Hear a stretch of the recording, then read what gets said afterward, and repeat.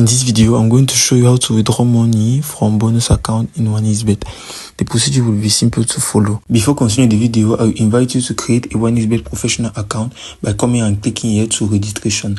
Now you will come and click right down here to by email, which will be the full inscription. You will come right up to your promotional code BOTV, whereby entering this promotional code, you will get 300% of bonuses at your first deposit, meaning that if you put an amount of $10, you will receive $30.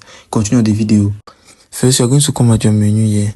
So as to withdraw that money, if you have made your first deposit of account by using the promo code, you are just going to see here at the level of your electronic purse. You're going to see the bonus account just right down.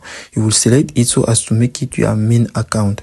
Then, if you have been betting and you have been winning normally, what are you going to do now? First, it is important to know that you are going to wait for about a day of 30 days like that, by waiting for 30 days so as to now accept and have recovered all the wage requirements.